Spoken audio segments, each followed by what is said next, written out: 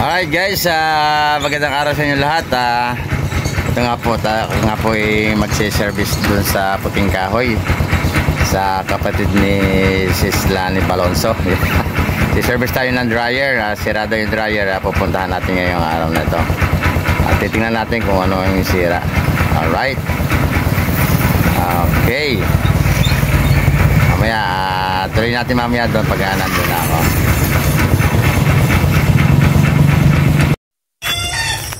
Ayan guys, nandito na nga po tayo.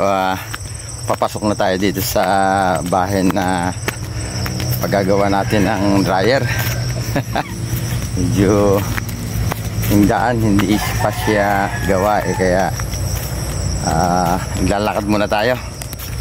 At medyo malayo-layo ng konti, okay lang yun. Mahalaga mapuntahan natin yung ating gagawin. Pakita ko sa inyo yung daan guys. Yan, daan medyo magkabila tubuhan. Sa tubuhan kanan, sa kanan tubuhan, dito sa kaliwa tubuhan pa din. Ayan hanggang dito yung tricycle ko, iniwanan ko na lang doon sa medyo malapit sa kalsada. Ito nga hanggang dito lang tricycle Alright. Ayan, habang lalakad tayo parang may naririnig na akong tilawak ng manok yun na yata yung bahay nila. Ayan, may bahay na nga dito parang ito na nga yun, ito na nga. Alright,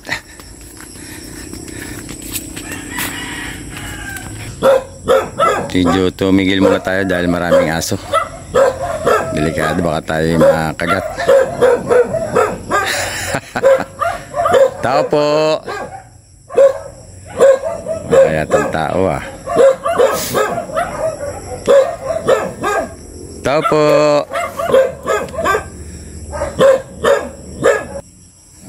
Dumami na yung aso. Yan na. Isa, dalawa, tatlo, apat. Apat na yung aso. Meron pa doon sa loob. Agoy. Delikado.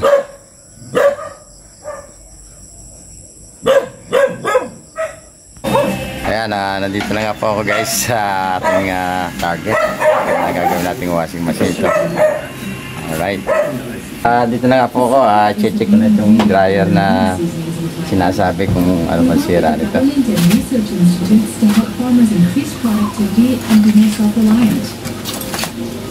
Testingin muna natin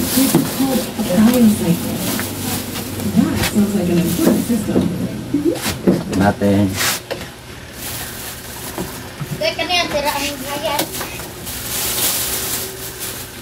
Wala hindi wala naugong. Kuya, hindi yan ka muna, tihalid ko lang sa eskulito. Sige Tama. Diyan na lang sa aking anak, itanong nyo dyan. Para kumarin malaking ere. Wala mo sa sapatos lang. Ay guys, nabuksan na re. Binuksan ho niyan, tinisting yung aking anak na yun Tinesting na. Oo, dito. Tinitingnan ko si Marunong. Hindi ako nagkakamay. Paano tinalian niya yun ang tanse? Wala namang masama doon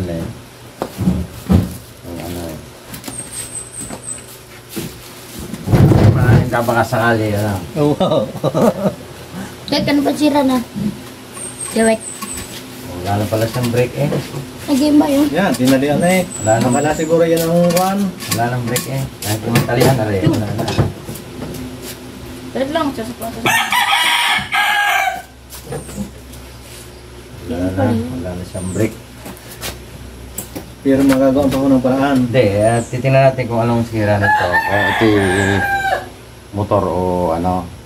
Kasi hindi man lang sa nahagong Ayan ho ba, magkaiba pa ng motor? Yung... Ari ang motor ng washing. Ito yung motor ng dryer. Magkaiba ng motor niya. Dalawa motor. motor. Ito yung dalawa yung motor niya. Isa nito para sa washing, ito para sa dryer. Malalaman natin niya kung ano. check natin sa tester kung dapat kung halimbawa ano, hahagong yan eh.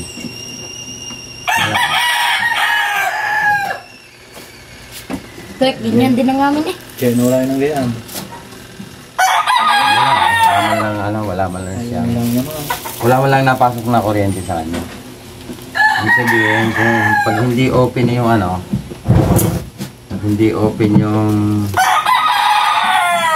yung winding niya,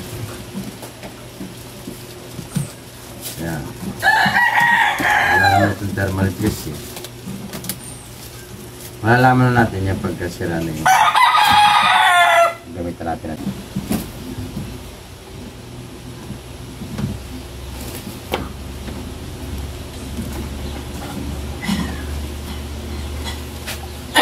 Ay.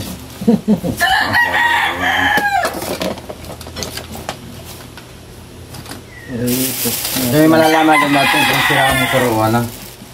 Di yan ha. Oo. Kung motor asira o ano. Kung motor asira, palitin ito.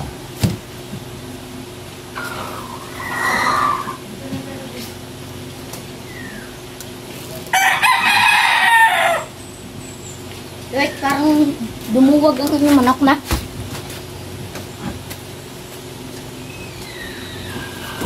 Nanood ako. Gagawin ko dahil. Gawain sa akin.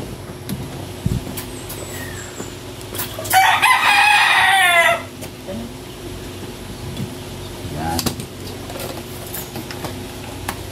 Tek, yung cellphone nag-vlog. Wala. Ano? Una ka na. Hindi mo kakalgahin eh. Ano? Titignan ko eh. Muna ka na doon sa labas.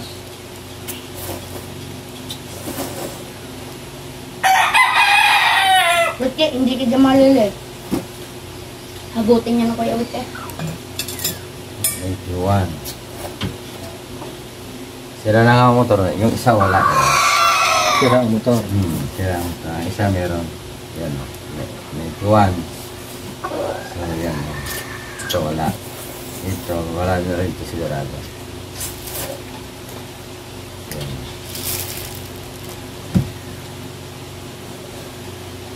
So yun guys. Makikita nyo. Yung from common. Ito yung common niya. Yung blue. Ito yung common. Yan. Common. Kailangan may reading siya mula doon sa red at saka itong black na to, yung sa capacitor. Kailangan meron siya. Oh. Itong sa red, wala. Zero. Yan kung makikita nyo. Focus na natin.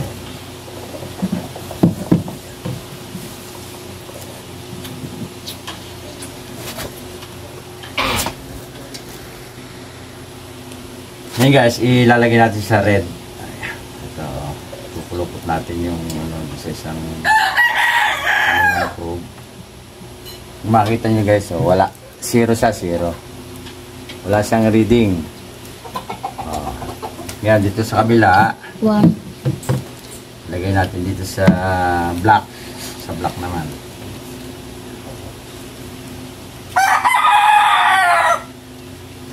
May nalagot ba? Ayan. Motor. Oh, 91. Meron siyang 91 ohms doon sa black. Ayan o, kikita nyo guys o. So, ilagay natin sa black at saka sa red. Ito, malamang zero na rin to. Makailan niya iba, ikakabit ng solar. Wala ka muna ang kahaw. Ayan o guys o. Meron doon bakal eh. Wala talaga sa reading. So, ibig sabihin guys, Hindi mo itong motor niya, Yan, bakal. sira na. Yung Ayaw. winding niya, wala Ayan. nang ano. Ari, bayak. Zero resistance na siya, kaya ayaw na siyang gumana. So, ang ganito, talagang papalitan ito ng motor. Motor. Ang motor naman ito, nabibili sa, nabibili ka dyan sa, ano, nasa mga 750. Ang motor. So, yan guys. At least nakita natin kung ano yung problema ng dryer. Although wala naman tayong pamalit pa na motor kasi kailangan bilang ito. Kaya talagang palitin pala ang motor. Sa madalit sabi, hindi ito magagawa ngayon. Hindi pala Kung hindi papalitan ng motor, hindi natin magagawa. mapapandar. Kasi open yung kanyang winding. Open na siya. Yung common to red, open. Yung common to black, okay pa. Meron pa siyang reading. Pero dun sa kabila, wala na. Kaya hindi na talaga siya andar. Ulitin ko guys ilipat ko doon sa common to black.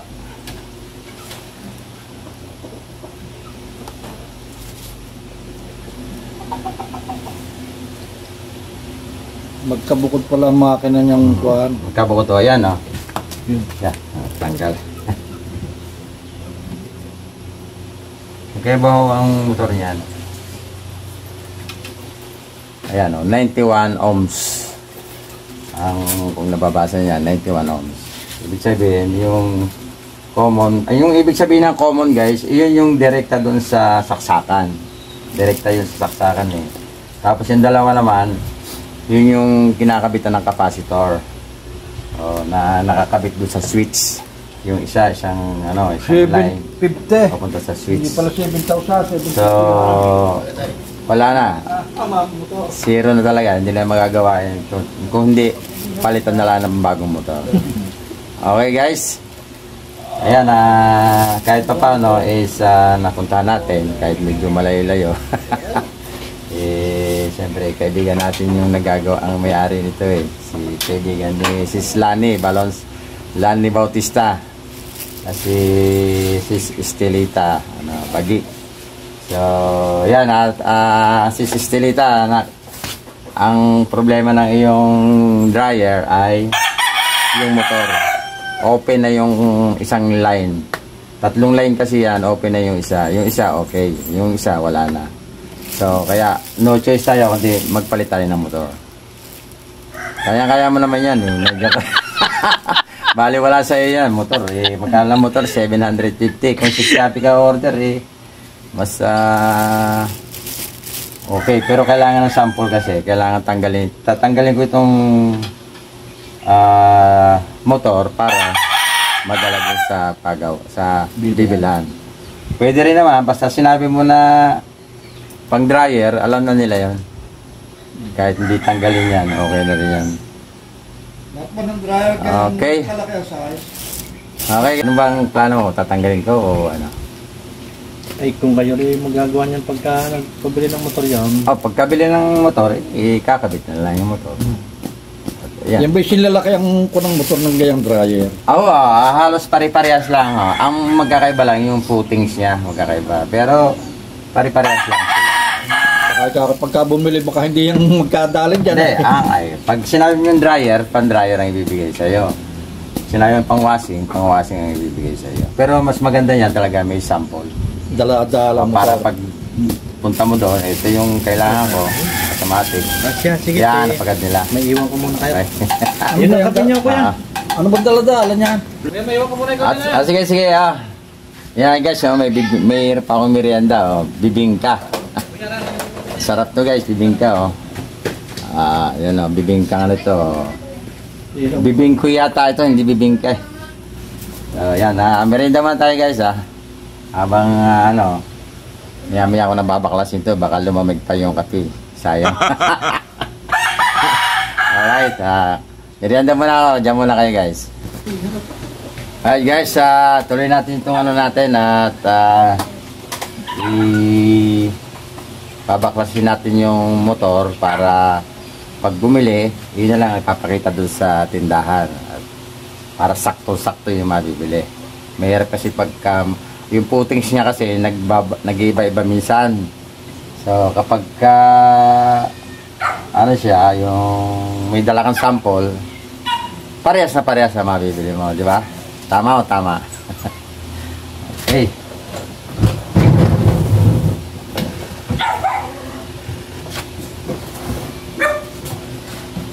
Bumili dito na Tama yan. Wow. Basta pagkakagsa.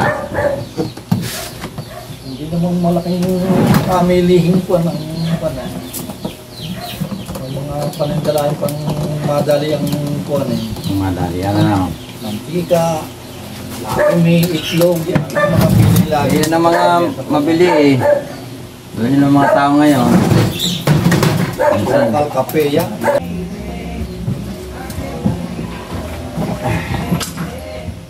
Kalo, pasok dyan. Pasok dyan. Tuloy, pasok dyan.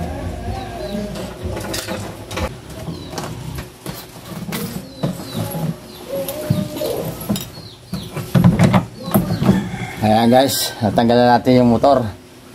So ito yung problema niya, kaya siya nasira. So itong dapat talaga, dapat mapalitan na ito. Ningal ako dun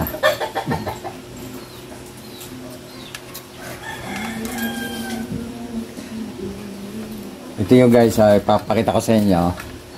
Sa mga ganitong klase ng sa dryer, meron siyang pinaka-brake. Ito yung brake niya. Ito may nakakabit dito. Tapos kapag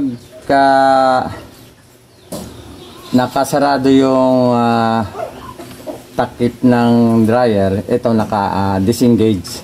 Yan, nakaangat siyang ganyan, no? Kapag binuksan niyo yung dryer, automatic ito lalapat dito. Lalapit siya dito. So i-stop yung motor. Para safety yun ng mga nagda-dryer. Pinaka-safety nila ito. Kasi pag wala to, kahit tapos na yung timer mo, dire-diretso pa rin yung ikot nito. Kapag dinukot mo yung damit na dryer mo na, pwede kang masaktan dun sa kung wala siyang brake. Ngayon, kapag inopen mo yung dryer, automatic babalik to, ilalak niya dito. Hindi ito may ikot. Titigil na yung dryer mo, di ba? So, ano lang yun guys, tip lang yun, tip. Okay. So ito, kailangan na itong bilan ng bago. Papalitan na ito. Okay. Minsan guys, sa inyo, kapag halimbawa, ayaw umikot yung dryer nyo, at pakiramdam nyo, naugong lang yung motor niya, tapos hindi naikot yung lalagyan ng damit. So doon sa mga gustong mga curious ba, i-check nyo ito. Baka yung pinaka-tali nito, yung pinaka-hagting nito dito is natanggal na, o kaya lumuwag na ito, lumapat na dito. So isang dahilan yun na magiging dahilan para hindi umikot yung dryer mo. Baka nakalapat na ito. Ngayon, yun ang gagawin nyo ng paraan kung paano siya kahit counting awang lang naman yan eh. Okay na yan eh. Counting konti lang.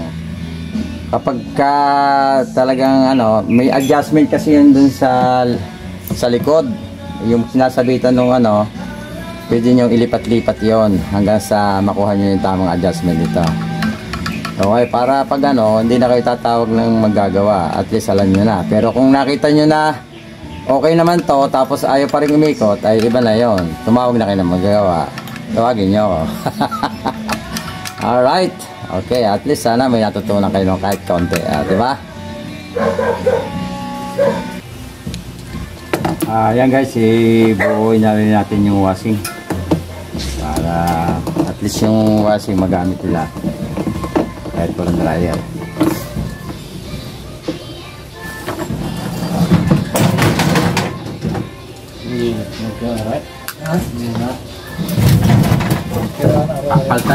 Papalta na yung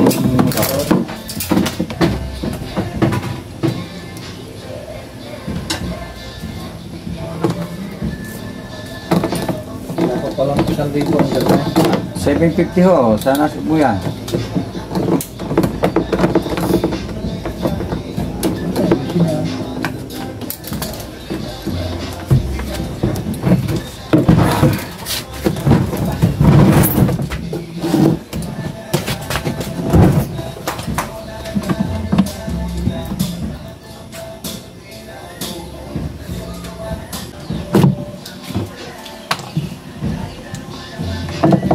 Ito guys yung pinaka-capacitor niya sa dryer at saka sa washing, magkasama sila. Machine. Kapag sira ang capacitor, ayaw din siyang, hindi rin siya iikot. Kumbaga, ang tawag kasi dito starting capacitor. Kapag sira na starting capacitor, hindi siya mag-start, hindi siya iikot basta-basta. Kung tutulungan mo lang kamay mo, yan, pwede mo paikot. Pero pagka sira talaga ito, wala. Hindi rin iikot. Maraming dahilan yung mga motor para hindi siya umikot.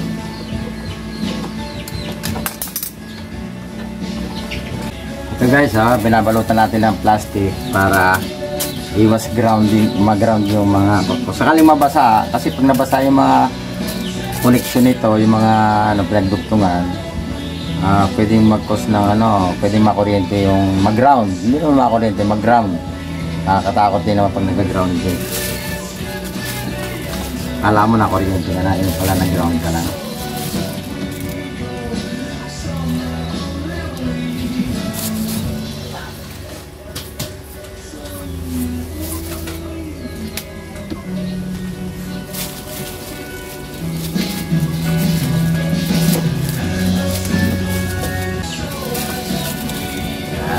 Okay.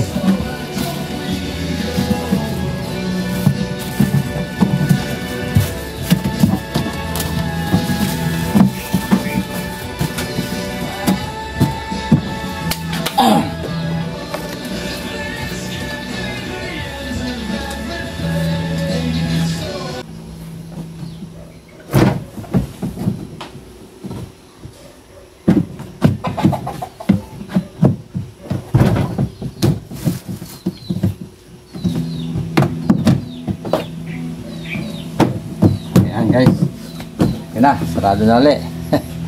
Wala na siyang tornilyo eh. Pero dito kayo bibilib guys ha. Tignan nyo to. Nawala na yung kanyang timer, nasira na yung pihitan. Kasi ganun ka resourceful ang Pinoy, di ba? Tangkay ng kawayan, di ba? Napipihit pa nga naman talaga. Akala ko kung ano ito kanina eh. Sabi ko mukhang nguso na kabayo eh. Pero ito pala pihitan ng timer. Di ba? Oo nga naman. Hindi ka nabibili noong knob para dito. Di ba? Siya, ayos din nga naman. Iba-iba talaga ang Pinoy guys. Pag dumiskarte. Discarding Pinoy. Alright guys, yan maraming salamat sa inyong panonood sa aking vlog. Thank you very much and have a good day.